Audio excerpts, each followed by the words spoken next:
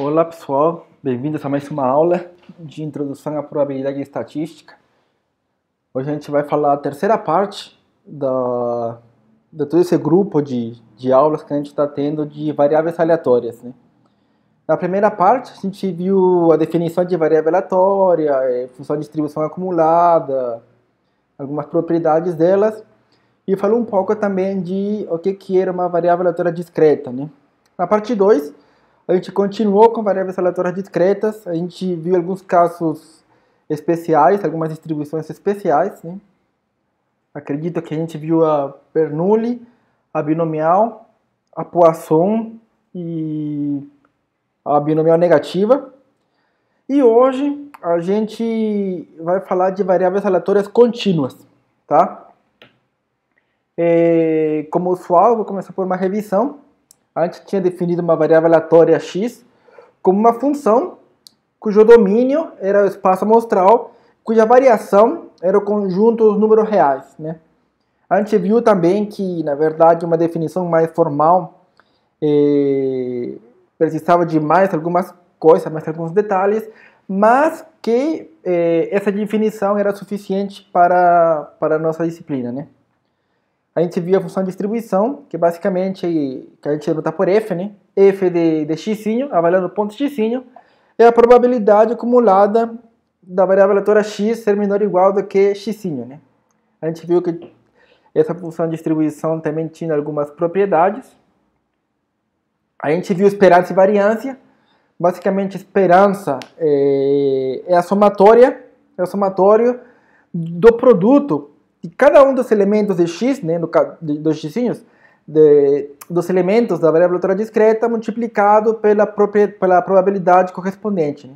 Então a gente vai ter um valor dos possíveis valores que x pode assumir pela sua probabilidade, mas outro valor pela sua probabilidade, e assim para todos os possíveis valores, né?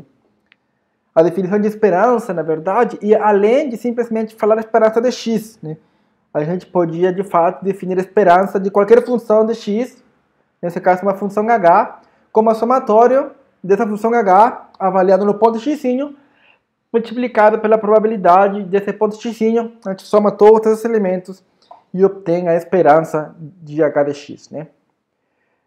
A esperança dá uma ideia do ponto médio, né? Da distribuição da variável aleatória. E a variância é outro conceito importante, que ele basicamente dá a ideia da dispersão, da variabilidade da nossa variável aleatória, né?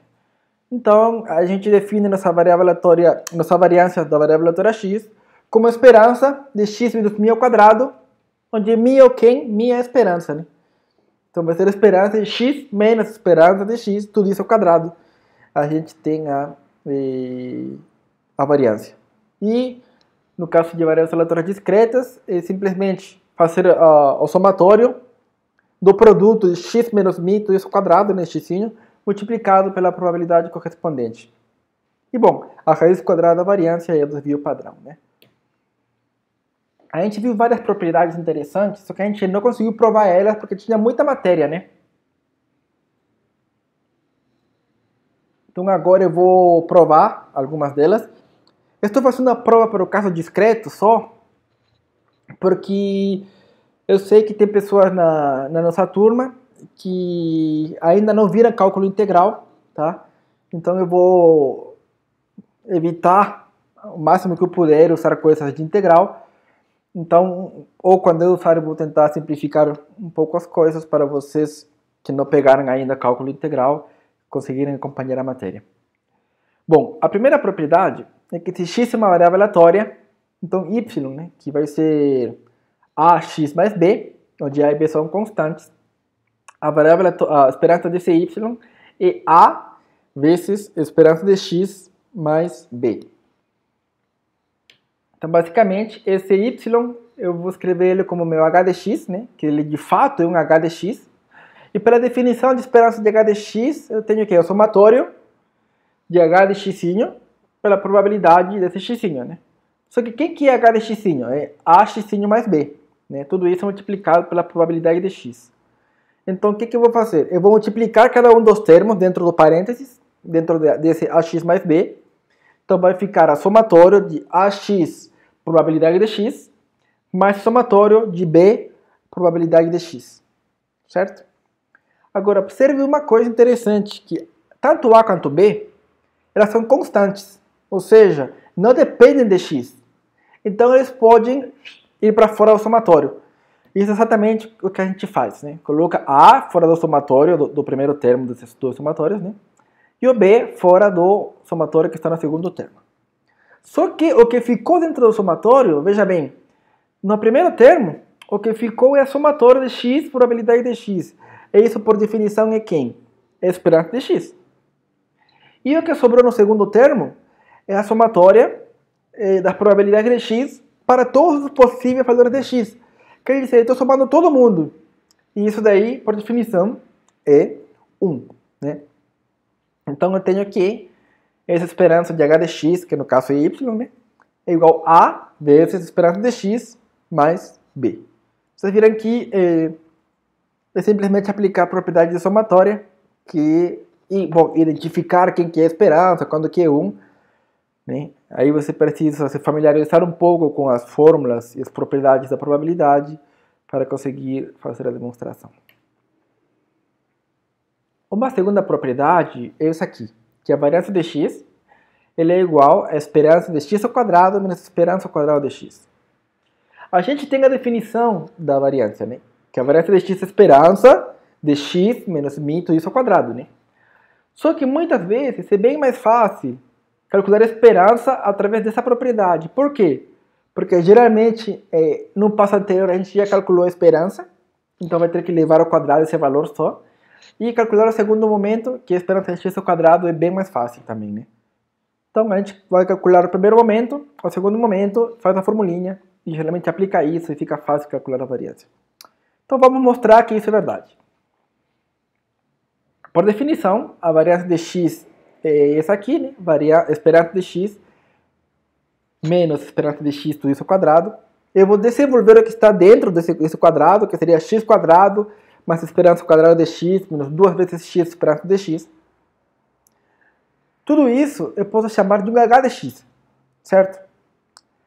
Posso chamar de um h de x, que vai ser quem? X ao quadrado, essa esperança ao quadrado de x, como é uma constante, eu vou chamar de a, né? Mais a menos 2 vezes xb, onde b é a esperança de x, porque essa esperança de x também é uma constante. Né? Então, por definição, agora a gente vai ter que isso aí é o somatório de h de x, p de x. Né?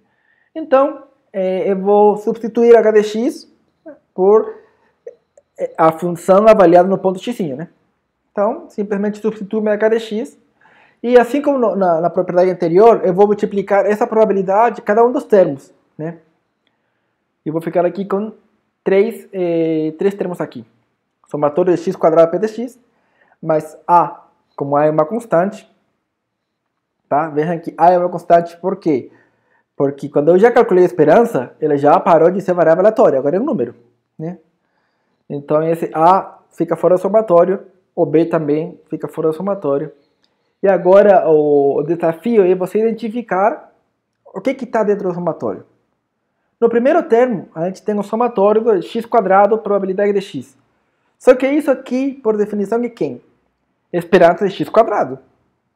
No segundo termo, essa somatória e a probabilidade de x, estou somando todos os pontinhos, todas as probabilidades, todos os possíveis pontos. Isso daí é 1, por definição também. E no último caso, o último termo, a gente tem que esse x, p de x, ele é a esperança. Né? Então, substituindo agora esses valores e os valores de a e b, a era a esperança quadrada de x e b era a esperança de x, a gente tem esperança de x quadrado mais esperança quadrada de x menos 2 vezes esperança quadrada de x. Né? Então, fazendo as continhas, a gente chega na propriedade que a gente queria, no resultado que a gente queria. Né? Tem mais uma propriedade da variância. Percebam que é muito diferente a variância de ax mais b ao quadrado variância de x. Já a esperança de ax mais b, ela é a esperança de x mais b. Muito cuidado com isso aqui, tá? Qual que é a intuição por trás disso? A intuição é que, por exemplo, como B é uma constante, se você aumenta ou diminui uma constante B, a variabilidade dos seus dados ela fica inalterável, né? Você não mexeu na variabilidade, você simplesmente fez uma mudança de locação, né? Então, por isso que o B some, praticamente, essa é a intuição por trás, por que B some daqui, né? E por que fica quadrado? Porque esperança, a variância quer dizer a esperança de uma coisa ao quadrado, né? A variância é a esperança de uma função de um x menos μ, na verdade, tudo isso ao quadrado, né? Então, quando fique com o A, vai sair de esperança, vai ficar ao quadrado, assim como a gente vai ver agora. Então, vamos utilizar a definição de esperança, de variância, que é isso aqui. Vamos substituir o x pelo que a gente quer calcular a variância, né, que é a x mais b. Então, a variância de x mais b vai ser quem? Esperança. O x substituo por ax mais b, menos a esperança de x, que eu vou substituir pela esperança de ax mais b. Certo?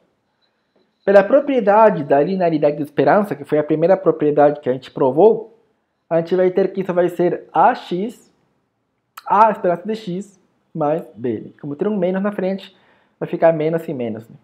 Então, os b's aqui, vocês veem que cancela, né? Mais b com menos b, isso vai ficar zero. Então, vai ficar quem? Vai ficar a esperança de a vezes x, menos a esperança de x, tudo isso ao quadrado. Vou simplesmente colocar em evidência o a. Vai ficar a quadrado, ao quadrado multiplicado por x, menos a esperança de x, ao quadrado tudo isso, né? Utilizando um análogo da propriedade 1, esse x menos a esperança de x, na verdade a gente vai chamar de um h de x. O a quadrado, desculpa, o a quadrado vai sair do somatório e vai ter a quadrado esperança de h de x. Só que quem que é h de x? Olha a cara dele. Por definição, isso daí é a variância de x. Então a gente provou que variância de ax mais b, isso daí é igual a a quadrado variância de x. Bom, e com isso a gente prova as propriedades principais de esperança e variância, tá? Eu não vou fazer as provas para o caso contínuo, mas basicamente são da mesma forma, só que você substitui os somatórios pela integral. E em lugar de utilizar a propriedade de somatório, vai utilizar a propriedade de integral. Aí vai chegar num ponto que você vai ter que identificar que essa integral pode ser a esperança de alguma coisa, ou pode ser a probabilidade de todos os possíveis resultados, né? E vai ser 1, e você basicamente vai fazer as mesmas coisinhas. Então, vamos ver o que são variáveis aleatórias contínuas. A gente tinha visto nas aulas passadas que no caso de variável aleatória discreta, x assumia um número finito ou numerável de valores, né? A gente poderia numerar, poderia listar esse conjunto de valores. Já no caso contínuo, isso daí não é bem assim, tá? A gente viu também que no caso discreto, a gente definiu uma função, que chama função de probabilidade, que basicamente é a probabilidade de x igual a um xzinho, tá? A gente vai ver também no próximo slide que isso não necessariamente acontece no caso de discreta, de contínua.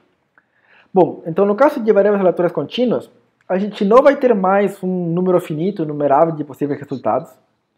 Na verdade, a gente não consegue contar esses possíveis resultados, tem infinitos pontos, tá?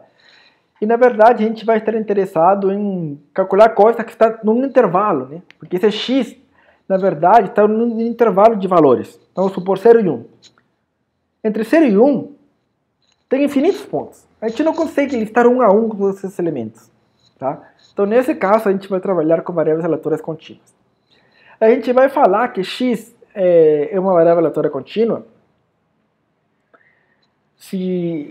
com função de distribuição f, se existe uma função f' não negativa, tal que a equação 1 acontece. Tá? Se isso acontecer, então x é uma variável aleatória contínua. E esse f', que é chamado de função de densidade ou função de densidade de probabilidade, tem algumas propriedades, né? Que ela é não negativa, que é a P1, né? Para qualquer valor de x, isso daí não é negativo. E a P2, a propriedade 2, que é a integral de menos infinita a mais infinita. Isso daí é 1, né? É a mesma ideia de somar todos os possíveis resultados que a gente tinha no discreto, só que aqui a gente está aplicando a integral.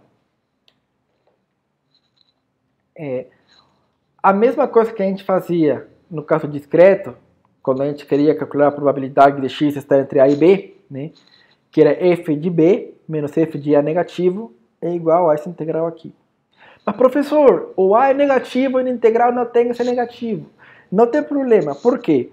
Porque a gente vai ver no próximo slide que no caso de contínuas, a probabilidade no ponto é zero, né? Então, para fazer a conta, não faz diferença incluir ou não incluir esse pontinho, tá?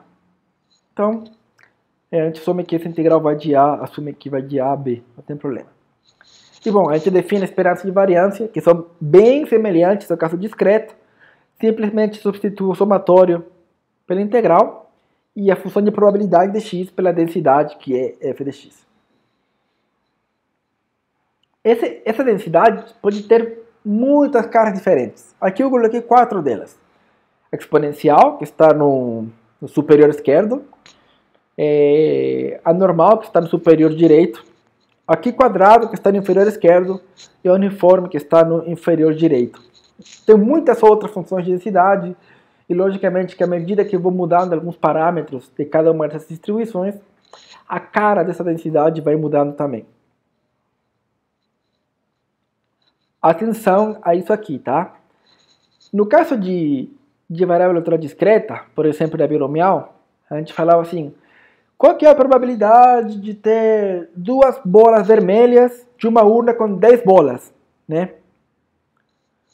A gente conseguia calcular a probabilidade do ponto, né? De x é igual a 2. No caso de contínuas, a probabilidade no ponto é zero.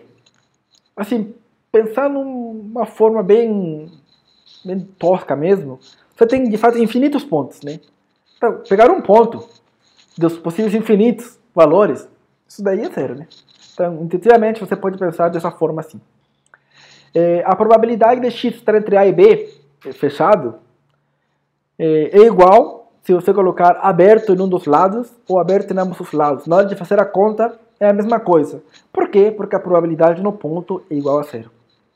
É importante que você defina, quando faz um exercício, quando define o que você quer calcular, coloque certo se é menor ou igual. Mas na hora de fazer as contas não vai fazer diferença, tá bom? Outra coisa importante que a nossa densidade não representa a probabilidade de x. A probabilidade, no caso de variáveis aleatórias contínuas, ela vai ser calculada como a área abaixo da curva entre 2 pontos. O que isso quer dizer? Por exemplo, aqui. Vamos supor que a primeira linha aqui seja A e a segunda linha vertical aqui seja B. Se a gente quer a probabilidade entre A e B, a gente quer essa área aqui cinza. Toda essa área abaixo da curva seria a nossa probabilidade de x estar entre A e B. A gente pode estar interessado também em x estar de menos infinito a um ponto A, como nessa figura aqui. Ou estar entre A e mais infinito, né? A gente pode estar interessado em qualquer uma dessas coisas, mas sempre a probabilidade vai ser a área abaixo da curva da função de densidade que a gente está trabalhando, né? Então, vamos ver agora algumas distribuições especiais.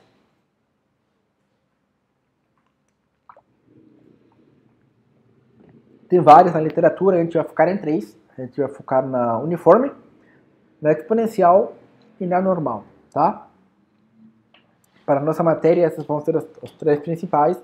Tem muitas outras, quem tiver interesse é só dar uma mergulhada nos livros, mas o que será cobrado na prova, que a gente vai exigir aqui, vamos ser vocês entenderem corretamente essas 3 distribuições, tá? A primeira é a distribuição uniforme, que é a mais simples de todas, tá?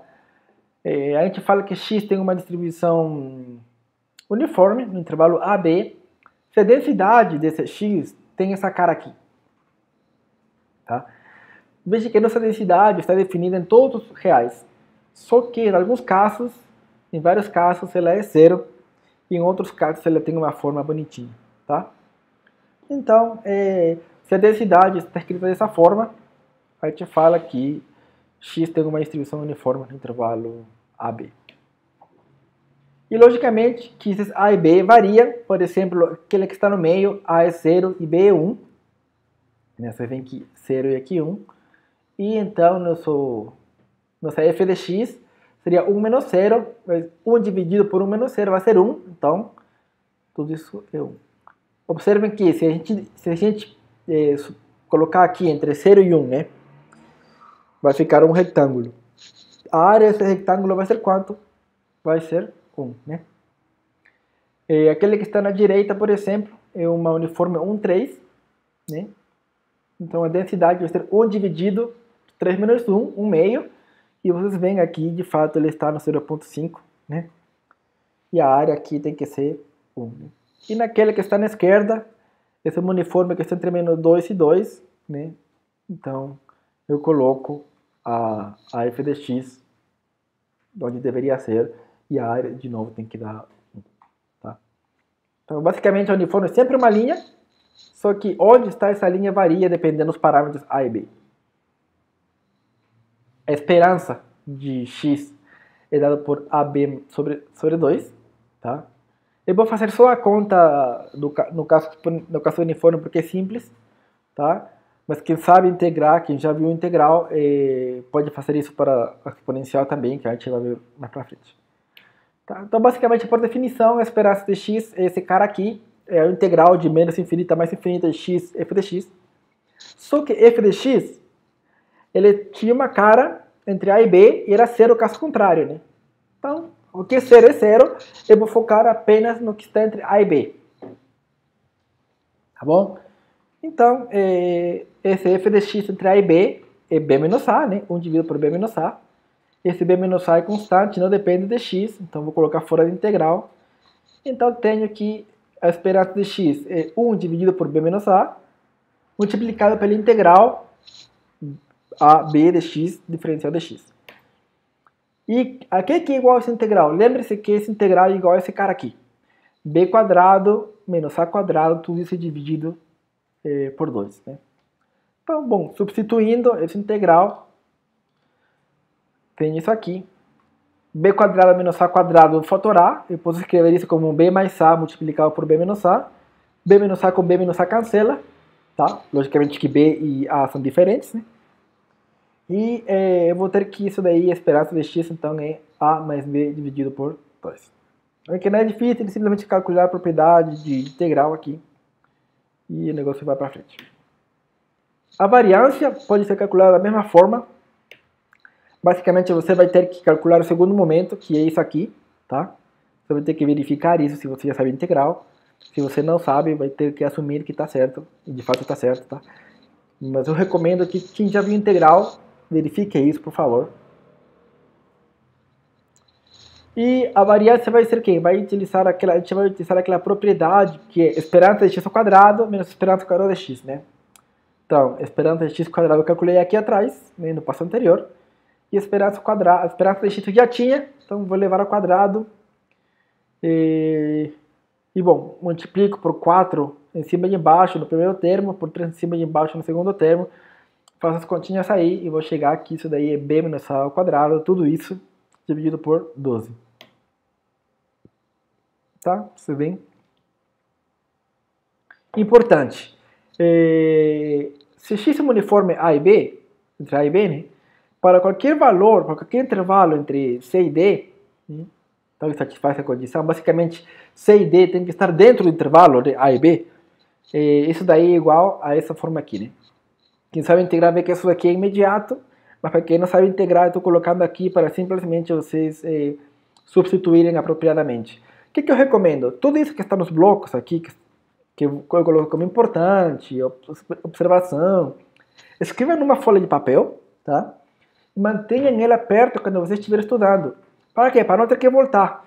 Porque vai ser importante que você se familiarize com a cara dessas probabilidades, com a cara dessas densidades, tá? Então é importante para esse processo de aprendizado dessa parte aqui, tá? E da mesma forma a gente consegue calcular a probabilidade acumulada até o ponto x, com essa forma aqui, né? Quando x for menor que a é 0, quando x é maior ou igual do que b é 1, e quando x está entre a e b, tem essa cara aqui. X menos a dividido por b menos a. Então, agora que vocês já conhecem a distribuição uniforme, agora que ela já foi apresentada para vocês, vamos ver alguns exemplos. Suponha que João e Maria, eles combinam de sair para um encontro. Tá? João fala para Maria que ele buscará ela em casa às 21h30. Só que Maria ela é super pontual, tá? E ela fala assim, eu só vou sair com o João se ele atrasar no máximo 10 minutos. Se João atrasar 11 minutos, ele vai ficar com a vontade de sair com a Maria, porque Maria vai falar, não vai rolar hoje, a gente não vai sair, tá? Então a gente vai assumir o que agora? A gente vai assumir que o tempo de chegada de João à casa da Maria se distribui como uma variável aleatória uniforme entre 21h15 e 21h45, né? 15 minutos antes, 15 minutos depois. Qual que é a probabilidade de João chegar no máximo 10 minutos atrasado? Bom, a primeira coisa é o quê? Definir a variável aleatória. X tempo de chegada do João à casa da Maria em minutos, né? X vai ser um uniforme. Estou colocando aqui de 15 a 45, né? Tirando só o que está no 21, você poderia definir de 0 a 30 também, ou de menos 15 a 15, como a gente vai ver mais pra frente. A gente quer, como Maria só vai sair com o João, se ele chegar atrasado no máximo 10 minutos, ela só pode chegar até 21h40. Então a gente quer a probabilidade de x ser menor ou igual do que 40. Então fazendo esse integral aí, ou substituindo naquela nota que eu coloquei como importante, vamos ter 40 de menos 15 dividido por 45 menos 15. Isso daí vai dar tudo 0,83, né? João, de fato, tem uma probabilidade alta de chegar no máximo com 10 minutos de atraso e conseguir sair com a Maria. Como que faz o computador, professor? É assim, ó. Se você for pro R, você vai pegar a função punif de uniforme, tá? O primeiro parâmetro é o valor que você queira acumulado a t, seria no seu xzinho. E atenção, você tem que colocar o mínimo e o máximo. No nosso caso, a gente definiu que o mínimo era 15 e o máximo era 45, né? Então a gente calcula a probabilidade e dá 0,83, que é a mesma que a gente obteve fazendo na mão. Mas eu falei que vocês poderiam ter definido a variável aleatória de uma forma diferente. Alguém poderia ter pensado, não, eu vou setar esse valor, eu vou focar esses 21h30 como se fosse ponto zero, e João pode chegar 15 minutos antes ou 15 minutos depois, né? Nesse caso, você simplesmente, na hora que pensa em no máximo 10 minutos de atraso, não tem que colocar 40, tem que colocar que chega como 21h30 e o ponto zero, vai colocar até 10 minutos. Então, coloca até 10, define de novo apropriadamente o mínimo e o máximo, sendo o A e o B, e a probabilidade é a mesma. Se você curte Python, você tem que importar a uniforme no Python. Só que muito cuidado no Python, porque no R a gente define mínimo e máximo, de ser A e B, da forma que a gente está trabalhando, tem definido nesse uniforme, né?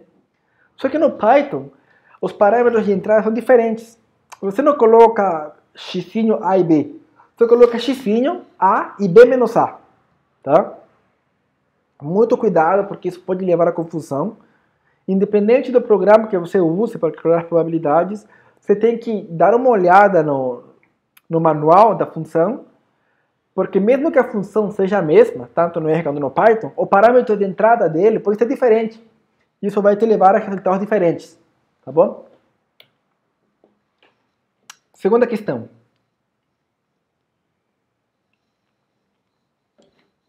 A espessura das chapas de metal fabricadas pela Metais ABC segue uma distribuição uniforme entre 0,87 cm e 1,03 cm. Se a gente pega uma chapa aleatoriamente, qual que é a probabilidade de essa chapa ter uma espessura entre 0,98 e 1,02? Então, a gente define X, a espessura da chapa de metal, tá, fabricadas pela Metais ABC, X sigma uniforme 0,87, 1,03. A gente quer quem? X que esteja entre 0,98 e 1,02. Tá? Substituindo naquela nota importante que eu coloquei, vamos chegar no 0,25. Se você quiser fazer no computador, você coloca uniforme. Tá? Aqui tem um erro, aqui deveria ser 0,98, tá? Mas mesmo corrigindo esse erro, você não vai chegar no 0,95. Por quê? Porque aqui a gente não está colocando A e B. Aqui A e B, o seu mínimo e o seu máximo, é 0,87 e 1,03. E aqui no primeiro comando que a gente colocou, o R está assumindo que o uniforme é 0,1. Então ele está calculando todas as probabilidades pensando que é 0,1. Tá? Então você, para fazer de forma correta, tem que definir certinho os valores de A e B. E aí sim você vai chegar a 0,25. Aqui na primeira linha do código eu errei, tá? Era para colocar P-UNIF de 1,02 menos P-UNIF de 0,98. Eu sugiro você fazer isso em casa, mas de fato isso não vai te dar 0,25, tá? Por quê? Porque está assumindo um uniforme 0,1. Último exemplo do uniforme. O metrô, ele passa na estação Luz de 15 em 15 minutos, começando às 5 da manhã, tá? 5, 5 e 15, 5 e 30, 5 e 45 e assim até umas 1, 2 horas da manhã, tá? Se o tempo de chegada de um passageiro à plataforma se distribui como uma uniforme entre as 7 e 7h50, qual que é a probabilidade do passageiro esperar menos de 5 minutos pelo metrô? O metrô ele vai passar que horas? 7, 7h15, 7h30, 7h45, 8, né? Vamos falar que X é o número de minutos em que o passageiro chega na plataforma entre as 7 e 7h50, tá? Então X vai ser uma uniforme entre 0 e 50. Para que o passageiro espere menos de 5 minutos, ele tem que chegar entre as 7h10 e 7h15, né? Entre as 7h25 e 7h30, ou entre 7h40 e 7h45. Qualquer horário diferente disso que ele chegar, ele vai esperar mais do que 5 minutos. Tá?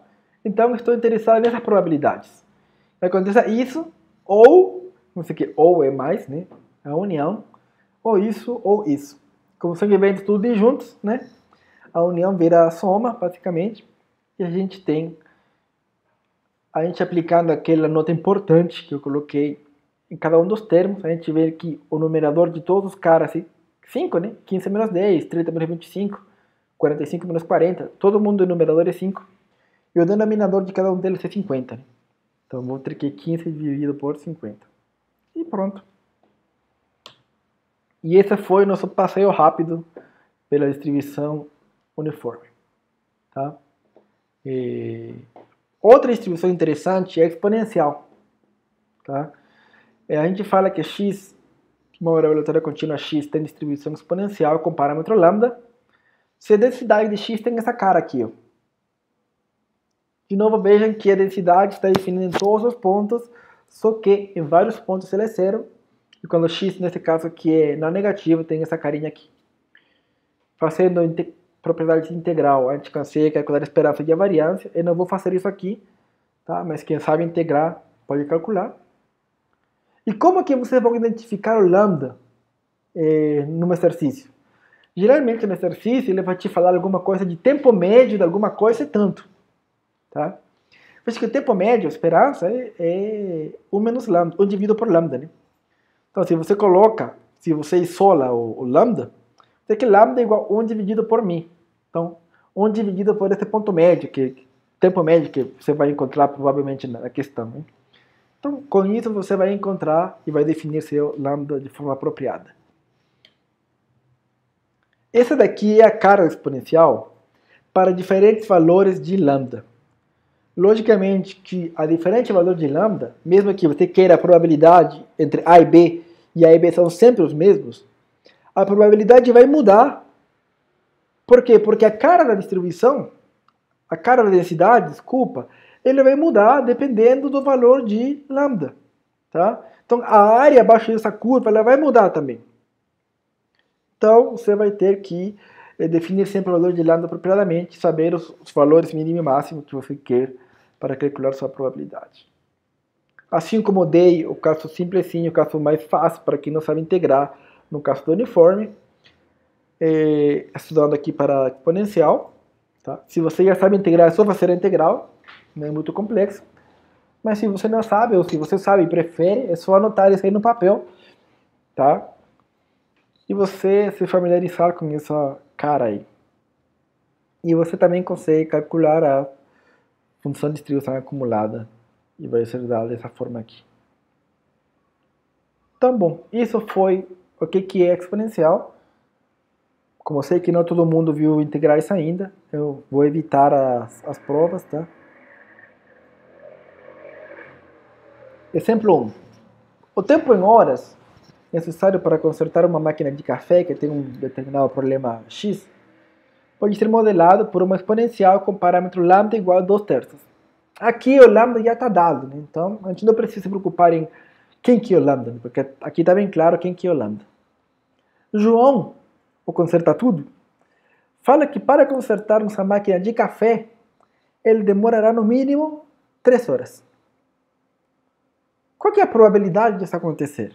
Será que ele está querendo passar a perna na gente, dando um tempo super grande assim, para cobrar mais? Ou será que essas 3 horas são um valor bem provável de acontecer? Vamos ver então. X é o tempo em horas necessário para consertar a máquina de café, né, que tem um exponencial com lambda igual a 2/3. A gente quer a probabilidade de x ser maior ou igual do que 3. Né? Pela propriedade de probabilidade, isso daí vai ser 1 menos complementar. Né? 1 menos o complementar, que como é uma contínua, tanto faz ser menor ou menor ou igual. E utilizando a nota importante que eu falei há uns slides atrás e pedi para colocarem numa folhinha, para vocês sempre lembrarem, é só substituir e vamos chegar no 0,13. Né? No computador dessa forma aqui, você define o lambda, 2/3, 1 menos a probabilidade acumulada até o ponto 3, o parâmetro é lambda aqui, e vai dar 0,13. Tem como, no computador, tem como você calcular, em lugar de fazer 1 menos, como na verdade a gente quer de 3 até mais infinito, né? Tem como calcular essa área. Só que, bom, e está dado aqui, né? Só que eu recomendo vocês sempre pensarem, pelo menos agora que vocês estão aprendendo, de menos infinito até esse ponto. E tentarem utilizar a propriedade de probabilidade, tá? Por quê? Porque isso vai ajudar vocês a fixarem melhor para todos os casos. Uma vez que você já aprendeu isso, você já pode pular para o próximo passo, que é saber qual cauda você vai pegar da distribuição. Se você curte Python, é só importar a exponencial do Python. Mas, de novo, muito cuidado aqui no Python. Porque o lambda aqui tem que ser colocado como 1 dividido por lambda. Se você colocar o lambda da forma que a gente está colocando no R e da forma que a gente está definindo aqui, vai te dar outro valor, tá? Você tem que utilizar o 1 dividido por lambda para ter o mesmo valor correspondente, tá? Eu prefiro utilizar o R, mas se você prefere utilizar o Python, não tem problema, só tenha cuidado com a parametrização. Se você curte MATLAB, TAFE, sei lá o que for, tenha muito cuidado na parametrização, tá bom? Segundo exemplo exponencial. A vida útil de um celular Xing Ling segue uma distribuição exponencial com tempo de vida médio de 3 meses. João, ele está precisando muito de um celular. E um vendedor, ele oferece um celular Xing Ling a um preço bem camarada, assim. E ainda para convencer, ele fala assim, olha, João, se você comprar o celular, e ele estragar em menos de 2 meses, eu vou te devolver o dinheiro. Então, João, sabendo que o tempo de vida útil, né, médio de um celular Xing Ling é 3 meses, ele começa a fazer as contas para saber se é bom negócio ou não é bom negócio. Então, X é o tempo de vida útil de um celular Xing Ling, né, em meses. Lembra-se que eu falei como identificar o lambda. Quando eu falo tempo médio, tempo de vida médio, né, vai ser lambda, vai ser 1 dividido por esse tempo de vida médio. Né? Então, lambda é 1 dividido por 3. E a gente quer a probabilidade de x ser menor do que 2 meses. Bom, não tem problema colocar menor ou igual, certo? Por quê? Porque a probabilidade no ponto é zero. Lembre-se que no caso exponencial, acumulado até o ponto x é esse cara aqui. Então, a gente vai chegar aqui a 0,48. Né?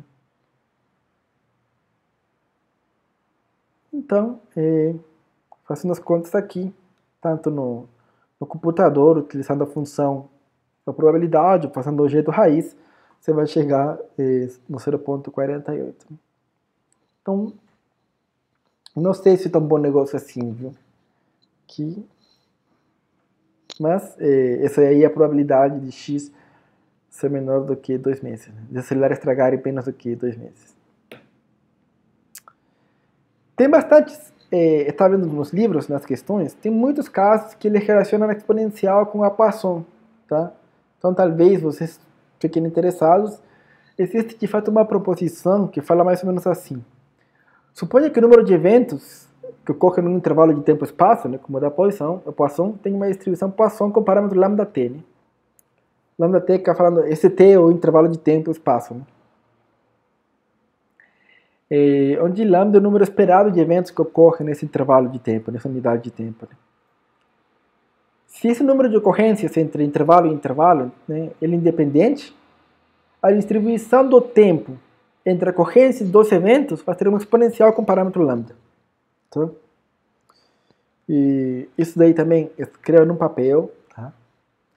Como que funciona isso na prática? Vamos ver com o último exemplo exponencial.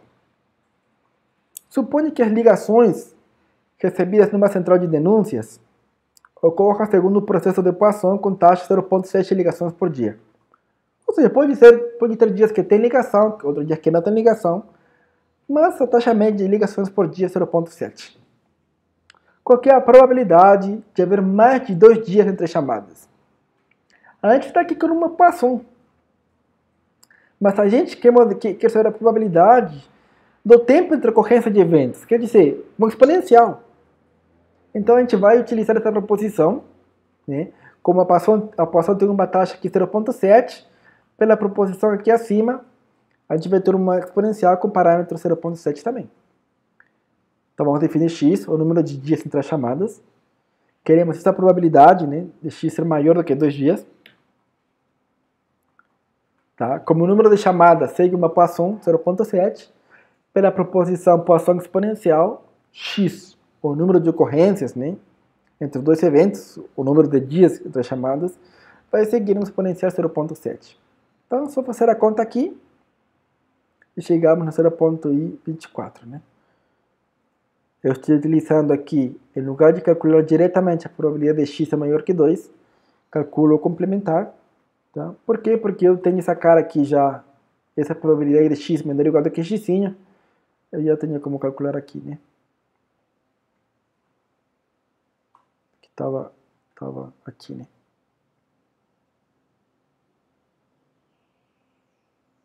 Aqui faltou um menos, aqui tem um errinho aqui, mas é 1 menos essa probabilidade aqui, que é 1 menos isso aí, né?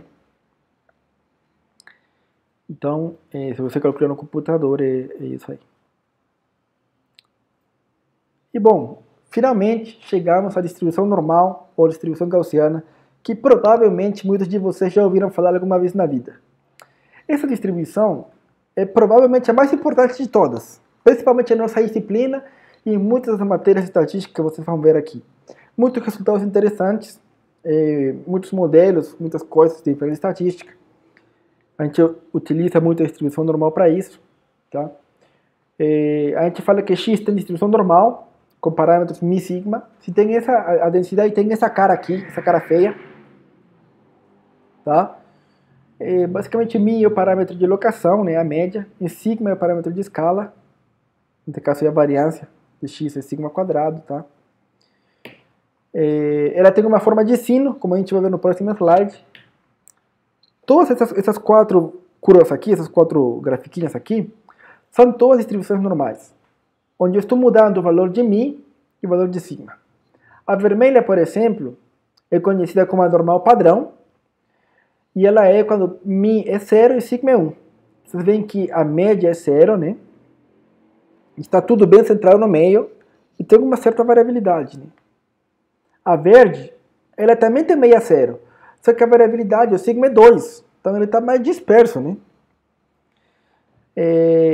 Essa cor aqui, que não sei definir, acho que é azul, né? Ela tem a mesma variabilidade do que a verde, só que ele está deslocado um pouquinho, né? Porque mi é 3, não é mais 0, então a média é 3, tudo está centrado no 3. E a lilás, ela tem média 4, mi 4 e sigma 3, né? Ela fica bem mais dispersa do que as outras. Então, de novo, dependendo da cara delas, dependendo dos parâmetros de entrada, a cara da normal vai mudar um pouquinho. Como eu falei, o caso particular da distribuição normal, quando mi é 0 e sigma é 1, ele é conhecido como a normal padrão. Tá? Ele tem essa cara, né? Ele simplesmente simplifica. Você substitui a fórmula anterior, sigma pelo valor de 1 e mi pelo valor de 0, e vai chegar nessa cara. Então, esperança e variância você consegue calcular, a distribuição você consegue dessa forma também. Embora no computador você consiga calcular para qualquer valor de mi e sigma, nessa matéria a gente sempre vai levar tudo para uma normal padrão. Sempre. Por quê? Porque eu estou chato? Não, não é porque eu estou chato. A gente sempre vai levar para uma normal padrão, porque vai ficar bem mais fácil e é mais intuitivo para você começar a se acostumar a pensar nesse jeito de distribuição normal, de probabilidades, e porque vai ser bem utilizado no futuro. Tá? Então sempre a gente vai levar tudo para uma distribuição normal padrão. E como eu vou fazer isso? A gente vai padronizar. Por exemplo, se x tem como normal mi sigma, então z, que vai ser a variável aleatória padronizada, vai ser igual a quem? X menos mi, tudo isso dividido por sigma, e isso vai seguir uma normal padrão, ou seja, uma 0,1. De novo, embora no computador a gente consiga calcular as probabilidades para qualquer mi sigma, a gente aqui sempre vai levar tudo para uma distribuição normal padrão. Se na prova você não levar, você vai pegar 0, porque a gente está falando tudo para uma normal padrão, tá bom? Então, como que faz isso no computador? X sigma normal padrão, a gente quer calcular a probabilidade de x ser menor que menos 3, de x ser maior que 3, e de x estar entre menos 2 e 2. Então, a gente pega P-norm, de normal, né? Acumulada de menos infinito até menos 3, vai dar esse número aqui, 0.0013. A probabilidade de x ser maior que 3, pode ser calcular complementar, né? 1 menos a probabilidade de ser menor do que 3, que vai dar esse 0.0013. E a probabilidade de estar entre menos 2 e 2, eu vou calcular de menos infinito a 2, só que eu calculei uma área a mais, né? Eu vou tirar essa área, que é de menos infinito a menos 2, né? E vou chegar no 0.95.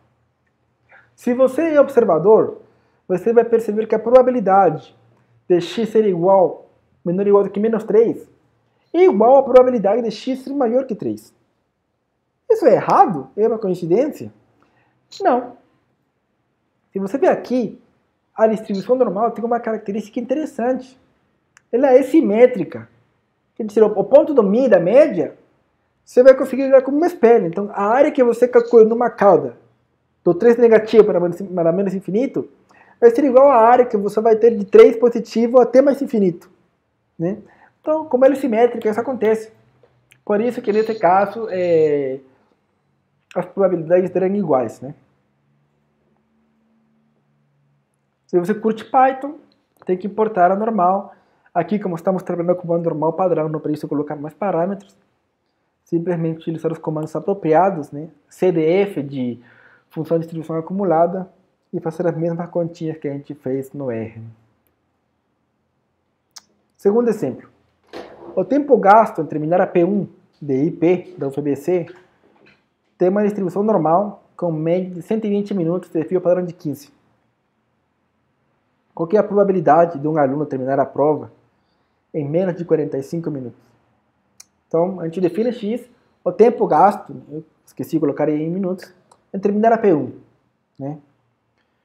Nesse caso, x vai seguir uma normal, 120, mi 120, sigma é 15. Como a gente falou tudo, a gente vai padronizar. Nossa variável z vai ser uma x menos 120, tudo isso dividido por 15, né? E isso vai seguir quem? Uma normal padrão. Antes que a probabilidade de que x seja menor de que 45. Então, qual que é o truque? Quando a gente quer esse valor de x, e como a gente, na verdade, vai levar tudo para uma variável z padronizada, a gente vai fazer operações dentro dessa probabilidade em ambos os lados para que a desigualdade fique inalterada. Eu vou tirar 120 em ambos os lados e vou dividir ambos os lados pelo valor de... aqui embaixo era para dividir por 15, tá? Não sei porque coloquei 45. Mas em ambos os lados a gente deveria dividir por 15. Né? Então, fazendo as contas, a gente vai chegar aqui, isso daí é a probabilidade de z ser menor do que menos 5. Se eu fiz as contas certas, tá? Senão você verifica aí em casa, faz a conta certinho. E bom, essa probabilidade vai ser quase zero. Então, a probabilidade de uma pessoa terminar a prova em menos de 45 minutos é praticamente zero. Última questão de normal.